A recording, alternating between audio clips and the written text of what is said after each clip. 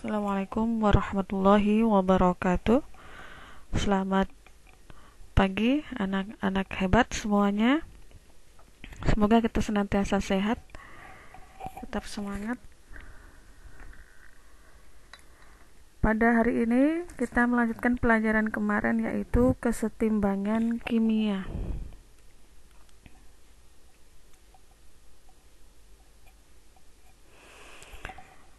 Dalam kehidupan sehari-hari, ternyata kehidupan kita banyak sekali menjumpai kesetimbangan yang terjadi pada kehidupan.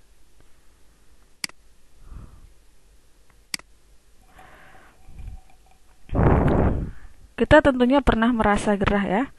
Nah, apa yang kita lakukan ketika gerah? Kemudian ketika kita memegang besi pada awal pertama, mungkin kita akan merasa dingin. Tapi lama-kelamaan besi itu akan sama dengan temperatur tangan kita. Kita juga pernah melihat orang tarik tambang ya. Tali yang kedua ujungnya ditarik sehingga tali itu tidak bergerak. Mengapa kita juga perlu makan, perlu istirahat? Tidak boleh berlebih-lebihan dalam semua hal. Itu juga contoh dalam kesetimbangan dalam kehidupan kita sehari-hari. Nah, segala sesuatu yang di dunia ini senantiasa berusaha untuk mencapai kestabilan dan keseimbangan. Sebagaimana di kelas 10 kita telah belajar tentang ikatan kimia, konfigurasi elektron. Elektron saja ingin stabil gitu ya. Ingin stabil karena sudah sunatullah,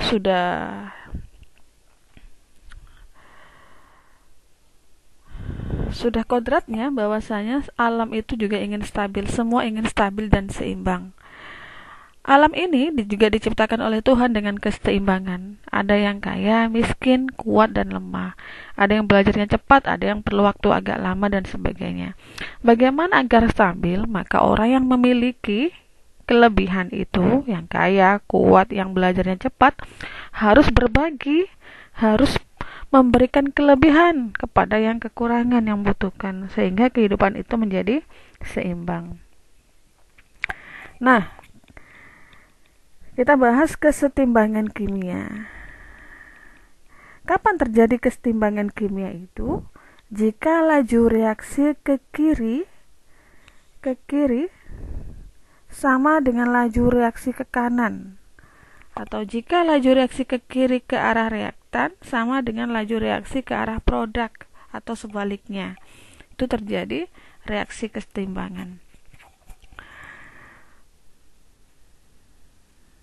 Nah, kita kenal ada reaksi satu arah dan reaksi dua arah ya. Reaksi satu arah atau reaksi bolak-balik. Reaksi satu arah itu apa? Yaitu atau nama lainnya irreversible. Di mana pada reaksi satu arah zat hasil reaksi ini tidak dapat bereaksi kembali membentuk zat pereaksi. Jadi hasil reaksinya, produknya tidak bisa balik lagi menjadi reaktan. Itu satu arah, sekali saja. Bagaimana ciri-ciri reaksi satu arah? Reaksi ditulis dengan satu anak panah saja. Reaksi berlangsung satu arah dari kiri ke kanan, sudah selesai. Kemudian zat hasil reaksi tidak dapat dikembalikan seperti zat mula-mula. Reaksi baru berhenti apabila salah satu atau semua reaktan habis. Jika salah satu atau semua reaktan habis, maka reaksi itu berhenti. Nah, bagaimana contohnya? Contoh reaksi satu arah adalah misalnya ada reaksi antara NaOH dengan HCl menghasilkan NaCl. Ya, ini. NaOH bereaksi dengan HCl menjadi NaCl dan H2O. Nah, pada reaksi di atas, NaOH habis bereaksi dengan HCl membentuk NaCl, membentuk garam ya, dan air. Nah, Setelah terbentuk hasil reaksi atau produk NaCl dan H2O cukup di sini. Karena NaCl dan H2O tidak bisa bereaksi kembali menjadi NaOH dan HCl. Jadi reaksi cukup sekali. Tidak bisa bolak-balik. Contoh lain dari reaksi irreversibel adalah reaksi pembakaran kertas dan reaksi pembakaran kertas menjadi abu. Apakah abu bisa bereaksi kembali menjadi kertas? Tidak bisa, ya. Jadi cukup satu arah. Tidak bisa dua arah. Tidak bisa abu itu berubah kembali menjadi kertas. Tak bisa NaCl itu balik lagi menjadi NaOH dan seterusnya.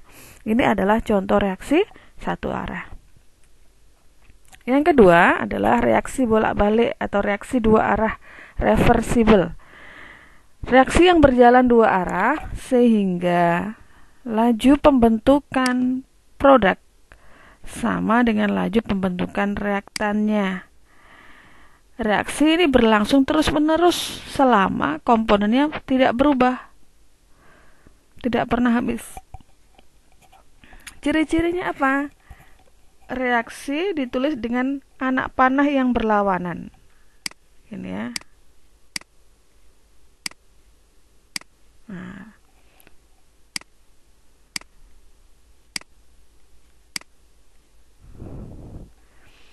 Tulis dengan anak panah berlawanan. Reaksi berlangsung dari dua arah, dari kiri ke kanan dan dari kanan ke kiri. Dari reaktan ke produk dan dari produk ke reaktan. Jadi dua kali. Zat hasil reaksi dapat dikembalikan seperti mula-mula. Di produknya bisa bereaksi kembali menjadi reaktan. Reaksi tidak pernah berhenti karena komponen tidak pernah habis, ya, karena terus-menerus terjadi reaksi dua arah, maka tidak pernah berhenti prosesnya. Nah, contoh reaksi reversibel. Ini reaksi pembentukan amonia, ya. Amonia itu tersusun dari N2 dan H2. Nah, terbentuklah amonia NH3. Nah, ternyata setelah terbentuk NH3, NH3 pun bisa berubah kembali menjadi N2 dan H2. Jadi ini saya tulis ulang.